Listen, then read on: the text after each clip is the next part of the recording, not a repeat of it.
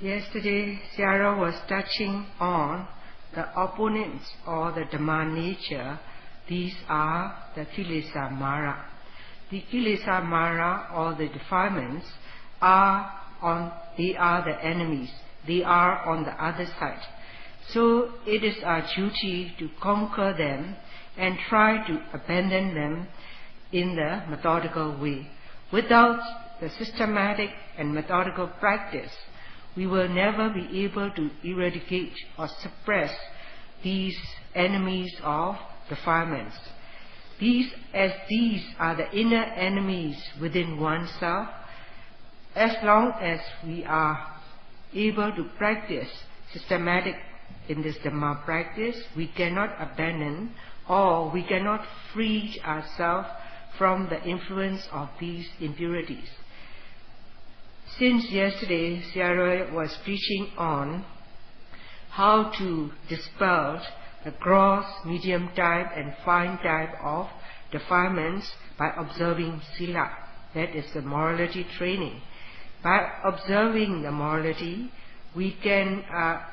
how we can conquer these gross and mild, medium type of defilements, Sarah have explained yesterday to a certain extent. So as we come to understand by observing the Sila, we abstain from all the disgusted bodily behavior as well from speech. So in that way, we restrain from not doing them. So as such, we come to observe properly of Hiri Ottappa as well. That is shamelessness, shamefulness and fearfulness to do all the evils. So we abstain from doing them. By abstaining ourselves and observing these moralities, not only we are bringing in the benefits for oneself, also we are preventing the others from harm or hurt. So in that way, we are not doing any wrongs from speech and deeds. So that is the way we are conquering oneself. By conquering oneself means you are winning on yourself through Dhamma practice. So in that way, you are away or you suppress from all the evils. So these are the points how we can achieve by observing Sila.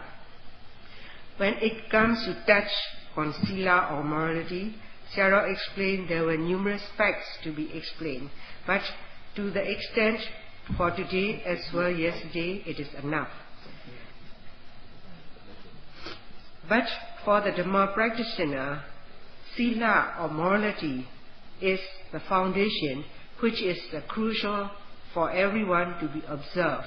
But however we are practicing Dhamma, we never consider how it is serious to observe Sila. So in the line of the practice of Dhamma, we mix ourselves up with the desire of sensual pleasures. Only if we are brave enough to abandon all these craving to sensual pleasures, then we will be gaining Nikama Sukha. That is, by abandoning them, we will be in a real bliss. So, as if we cannot abstain ourselves from craving to sensual pleasures, that means Vittu Kama. Vittu Kama means all attractive outside object. So we crave to it and we take pleasure on them. As long as we are able to abandon them, we will obtain Nikama Sukha. That is by attaining jhanic bliss, as well by entering into Nibbana. But especially for the young people, though they are taking up the Dhamma practice, in the line of practice, the way they are proceeding is always mixed up with sexual pleasures. But on the other hand, only if one is able to abandon all these craving to sensual pleasures, then at one time you will have the full accomplishment to gain in the Dhamma line. So that's why we have to nail down in our mind To observe this sila or morality is a serious matter. If one is observing the sila or morality as a foundation, it is satisfactory for one as a Dhamma practitioner. But this foundation of sila can only suppress transgressional kilesa mara, that is the very gross or wild kind of defilements in one. But for the mara or the defilements in our mind, that is priyotthana kilesa and anusya kilesa, that is the latent defilements, these two cannot be suppressed or abandoned by sila, morality. So we need to follow, to train the other two training. The other two training is to abandon priyotthana kilesa, that is the medium or the obsessive kind. We need to suppress with samadhi training, concentration training, and for the latent or anusya is we need to train with pinya training or pinya sikha. By attaining pinya sikha means we need to accumulate vipassana wisdom or pinya, as well the ariya pinya, the noble wisdom. Only when one is able to note from moment to moment continuity of the, if there is continuity of the noting to moment noting, then we will be able to eradicate the latent or the potential defilements in oneself. Only in that manner we will be cutting off the potential defilements in one by attaining vipassana wisdom time and time, and as the full accomplishment is we will be attaining ariya pinya, wisdom accumulated by noble beings. So to reach to this level, to accumulate vipassana wisdom in oneself is from moment to moment. If we are noting properly, then we will be accumulating vipassana wisdom time after time, and at one time we will be fully established by accumulating ariya pinya.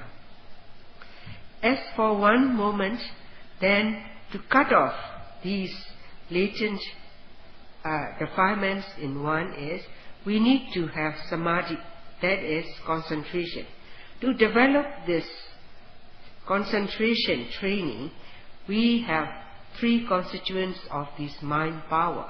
That is viriya, that is the right effort from our mind, as well the right mindfulness and right concentration.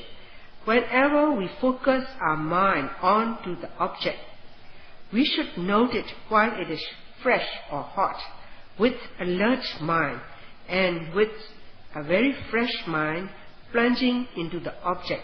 So in that way, our mind has the force or the power to look into the object closely or stick to the object. That kind of noting is only when we would have a very strong will of viriya, that is the effort. If the effort is strong, then in a connective manner, sati or mindfulness is also included.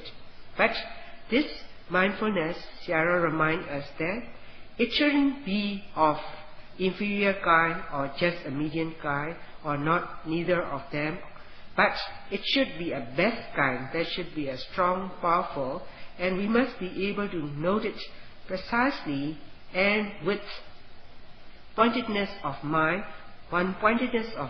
noting on the object. So in that way we are accumulating kanika samadhi or a momentary concentration. If this kind of momentary concentration is accumulated in one, then there is the sati or mindfulness becomes sustained in ourselves. If that to attain the sustained mindfulness in oneself, then we need to have the right aim onto the object. connected with this right aim, we should have the right effort. But if the effort is strong, then we will slip off the object, or it goes beyond the object.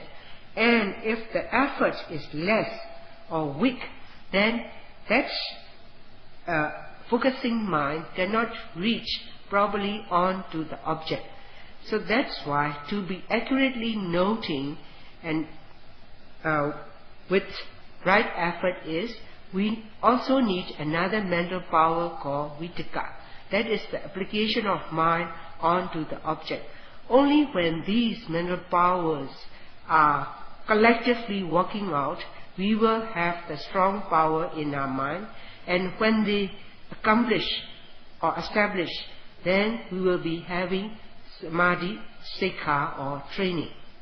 If we can sustain that training of samadhi or concentration in our mind, there is no chance for the medium type or obsessive type of defilements to occur. So you will have the protection in your mind. Whenever we are noting to the object from our noting mind accurately and precisely, then our noting mind covers and note on the object thoroughly, and it is sticking and noting on it properly. So in that moment is the time we are noting successfully.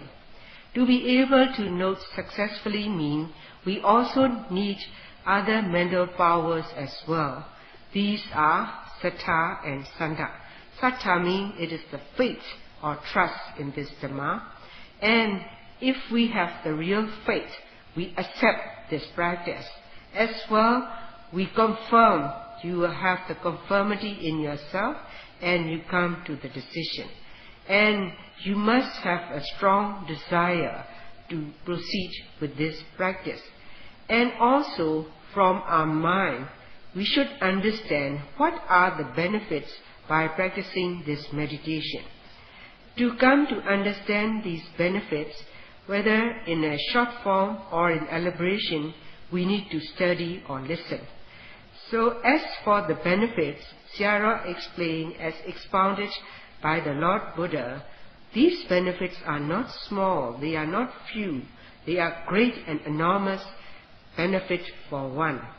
So for the first kind of benefit is, it expels the impurities of mind or obtain the purification of mind.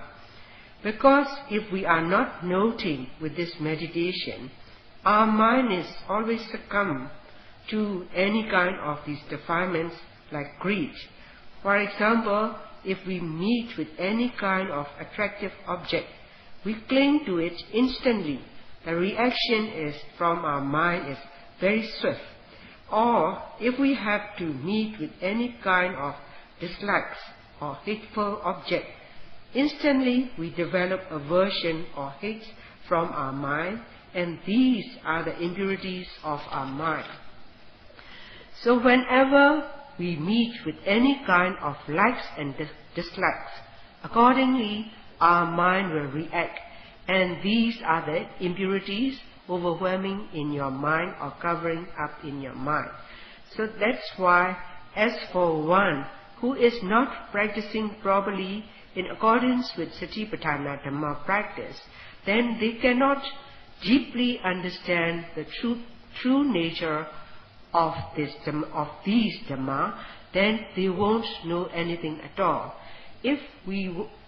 That means we are ignorant of all the truism.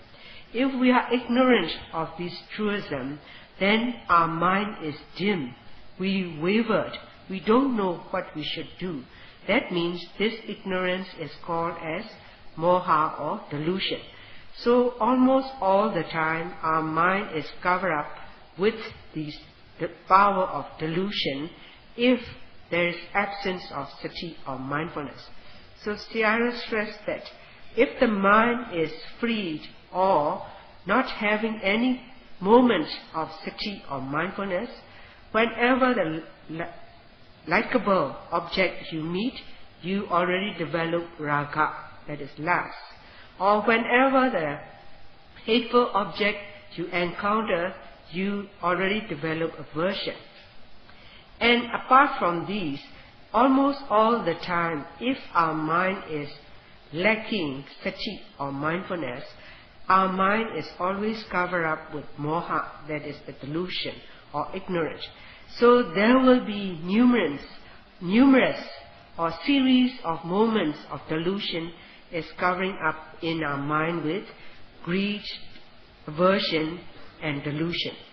So that's why if we are able to understand this first kind of benefit, we are able to dispel all the impurities to attain the purification in our mind, and that is the courageous guarantee given by Lord Buddha.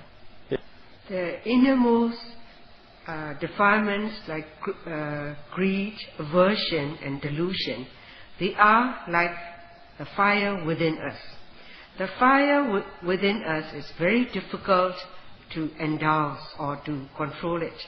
But as for the fire that is outside fire, we can see with our eye, and there are ways and means for one to control it. In the modern days, they have ways and means to prevent for the fire not to break out. As well, if it breaks out, they have the ways and means to control it. But these kind of fire from outside will happen only very seldom. But the innermost fires, these defilements within us, is always burning to ourselves.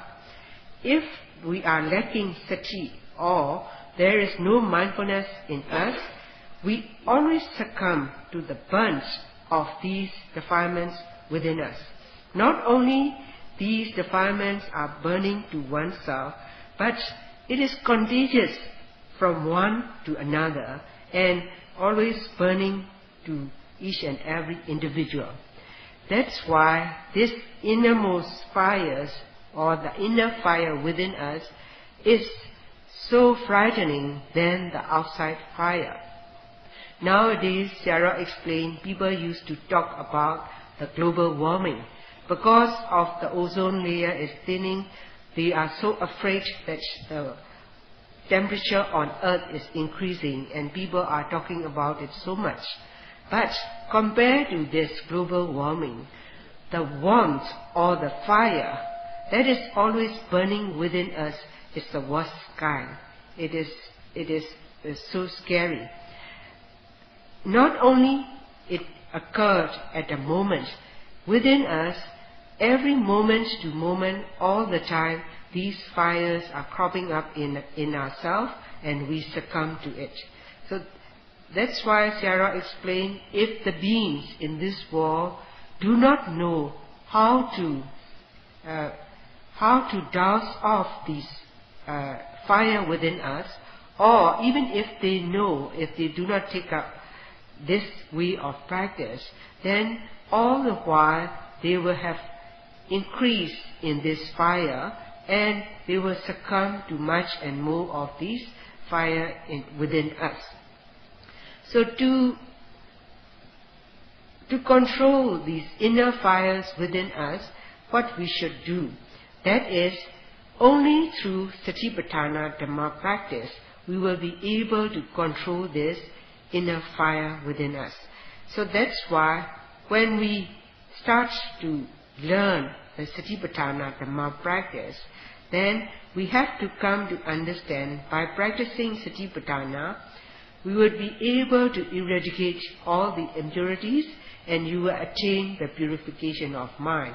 So that's why Buddha have given the guarantee, that is the sure guarantee, by practicing Satipatthana one will gain. So even by attaining that purification of mind, that will make peace for that person or all the individual, this benefit alone is sufficient enough for everyone. Sarah explained, the first guarantee as given by the Lord Buddha to attain the purification of mind is, if we do not learn what is the first benefit through hearsay from the teacher or from listening to the teacher, or we read from the books to get the knowledge, then we will come to understand this first kind of benefit. But we need to ask oneself, to yourself, that do you seriously believe the first given guarantee as expounded by the Lord Buddha? That is very essential. Whether you believe or you have faith or not, that is, you must ask yourself. And secondly, if you believe, there are 4 important points in concern with this Satipatthana Dhamma practice. Why these 4 points are important? The first point is, we must do. It is a big must. Because if we don't do, then nothing of any truth, we cannot see it. So that's why it is very important. It is a must to do this kind of Dhamma practice. And second is, one needs to practice thyself or oneself. Because you cannot substitute any other person to take up this Dhamma practice. You cannot buy it, because or you cannot request to get this Dhamma practice, or you ask with force from others to gain this Dhamma practice. You cannot do these kinds of ways and means. Only through your own practice you will gain what you have to gain in this Satipatthana Dhamma practice. While you are in the pursuit of this practice, we shouldn't render even for the life of oneself. So how we should practice is, if you practice, you will gain. For example, in a family members, because you want your other family members to gain from this practice, you go and take up this practice. Only you will achieve the benefits, but none the other else. Nobody from your family members can gain it. So that's why the second important factor is, you need to practice by yourself.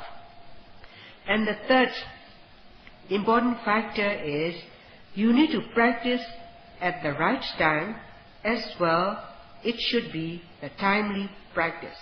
Why it should be the timely practice mean, if you are ill health, if you are sick, or if you are too old, or if you cannot find any suitable teachers, then you won't have the chance to practice. You should have a good opportunity at the right time, and to take up the timely practice this is very important. So once you got the chance, then in 24 hours in a day, except from your sleeping hours, then whether you sit, stand, or in a sitting, all the while long we must focus our mind on the meditational object. So to all the present occurrences, we must guard with sati or mindfulness. If we guard with mindfulness, we will be knowing. But if not, we will stop and go, and at times we note and at times we stop. Or sometimes we gaze, or sometimes the benefit is numerous, or it is a great benefit for one. If not, if we cannot purify our mind, all the while our mind is colored or overwhelmed with raga, that is craving. For example, if our mind is covered up or influenced by raga or craving, or at times with aversion, or at times with delusion, not knowing anything about the truth, and we wavered, that is, we have delusion. So that is the time our mind is soiled with dirts and impurities. So in that way, we cannot achieve the purification and peace in our mind. Once your mind is pure and free from these impurities, you will have a peace in your mind. Even this basic benefit attainment, that one point alone is giving a great benefit to one. So that's why Sayadaw reminds to each and every one that to take up this Satipatthana Dhamma practice is a crucial practice, and it is very important for everyone to take up at the right time. So that's why Sayadaw says, he can say it briefly that it is crucial and important to everyone. If we are listening attentively to the benefits of Satipatthana Dhamma practice, once a person is attaining the strong faith, one would have a strong confidence in this Dhamma practice, and because of the strong confidence you have in this Dhamma practice, you have a very firm chanda or desire to pursue this Dhamma practice. Once you have these two qualities in yourself, as you take up the practical work in this Dhamma practice, you really value it, you cherish it, and you devote to this Dhamma practice. So in that way, that kind of yogi, when one pursue in the Dhamma practice, they have a real respect to the practice, as well they practice attentively and thoroughly, and all the while they make an effort not to miss a point without mindfulness. So that's why even for bending or standing or sitting or whatever the behavior from mind and body, they will be noting or observing thoroughly from second to second. So in that way, they have a respect in this noting, so that if their mind is seeped in with any kind of impurities, they have scared so much so that they ashamed to be seeped by these defilements, and they have fear for these defilements to seep in. So that's why they have a strong desire to pursue this practice, as well they cherish this practice. So from the behavior of the yogi, when the teachers have seen or talked to them, by seeing alone the teacher can judge, is that yogi is the one who cherished this practice, or is he the one who just noting superficially, just by seeing them, the teachers know about them.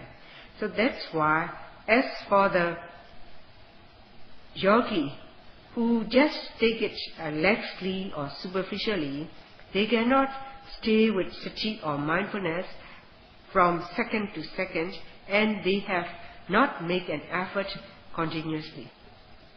How to free our mind from all the impurities?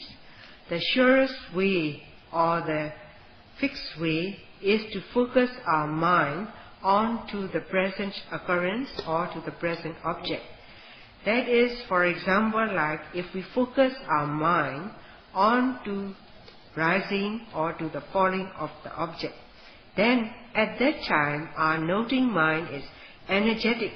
We have the power to plunge into it, and it grabs on the object thoroughly, so that we are noting thoroughly on that object of rising.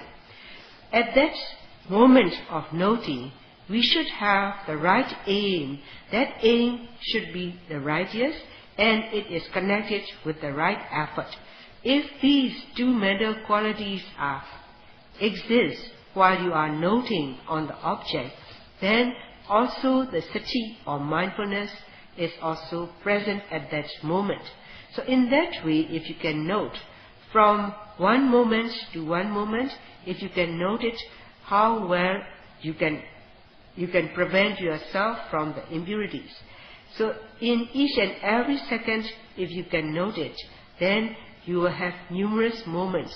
For example, from 10 to 20 moments.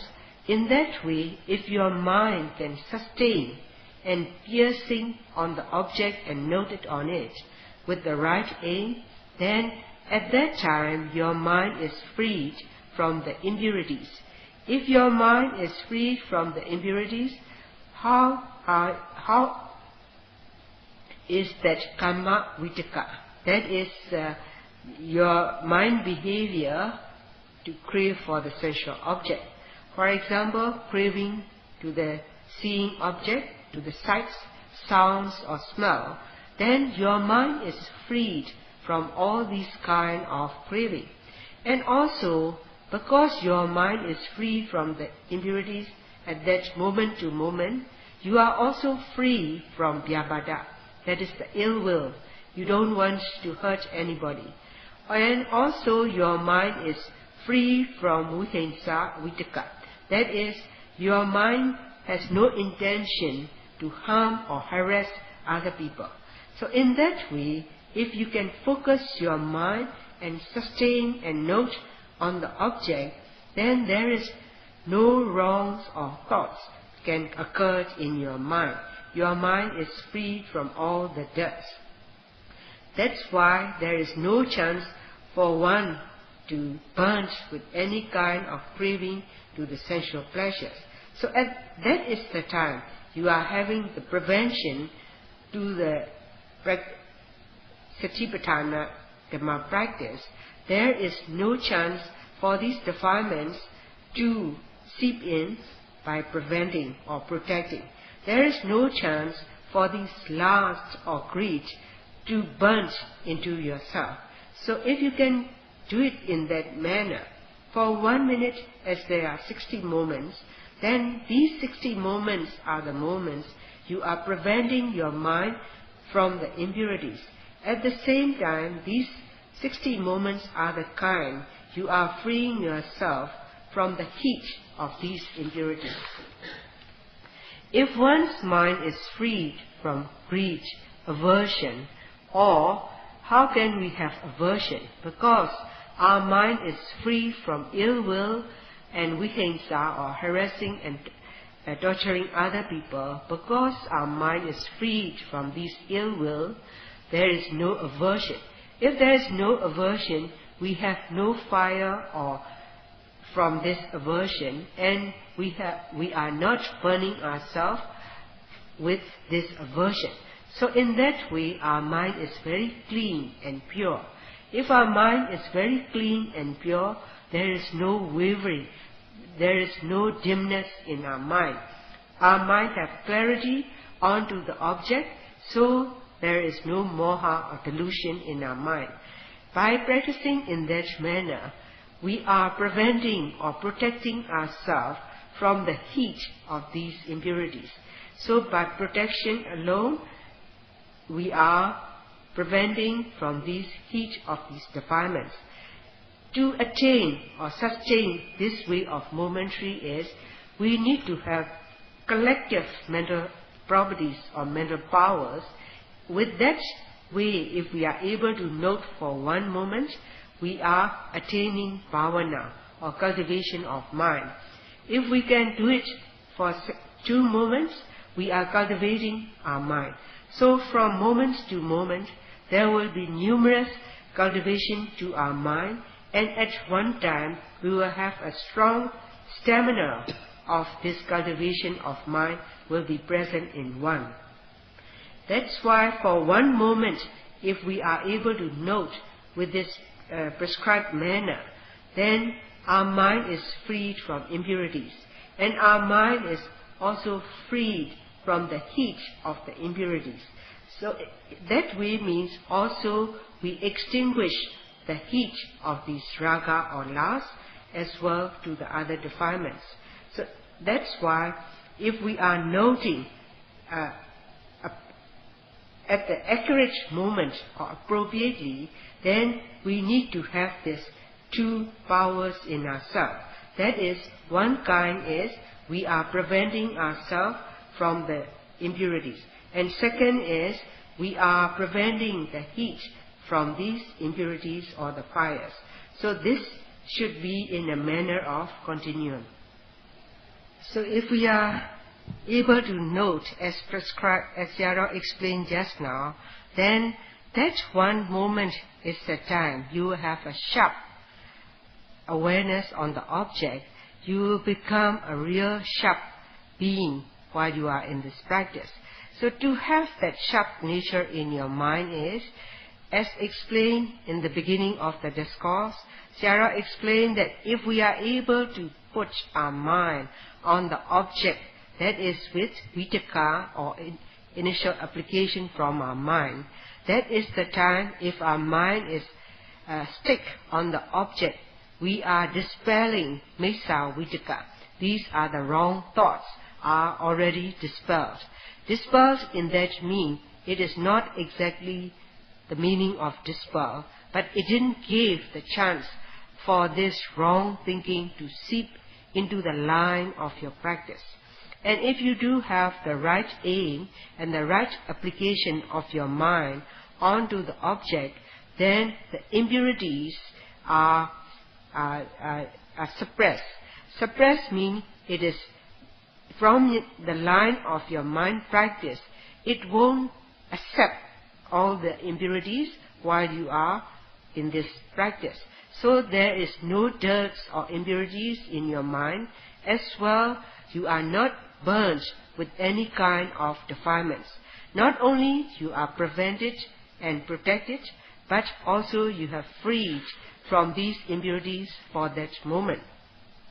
By attaining Khanika Samadhi, that is the momentary concentration. Once we attain momentary concentration, that is the time we have the collective mental powers, all are collective, and they work out as in a unique manner as one. So there is no scattering from our mental properties, and how it is precious we will come to understand with our own practice. So if one does not know the value or the importance of this practice, then they don't know how to cherish or value this Dhamma practice. So because of the lacking in knowledge, they are practicing in a superficial manner. So how deep and how valuable it is through our direct practice, through our direct knowledge from this practical work, as well from the theory what we have listened, we can compare and check it. So that's why this Satipatthana Dhamma practice is the most simplest form to practice, and also it is the best of all the natural works to do. And also this is the pure.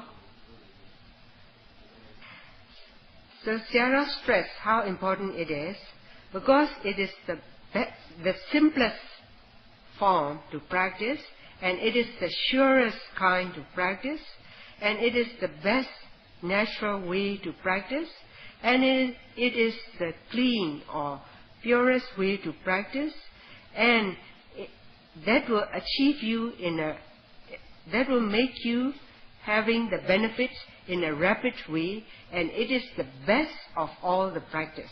So these are the great qualities of Satipatthana Dhamma practice. So if we want to pursue this Satipatthana Dhamma practice, we need to have the basic qualities within us, that is to have strong faith, as well as strong desire to do so.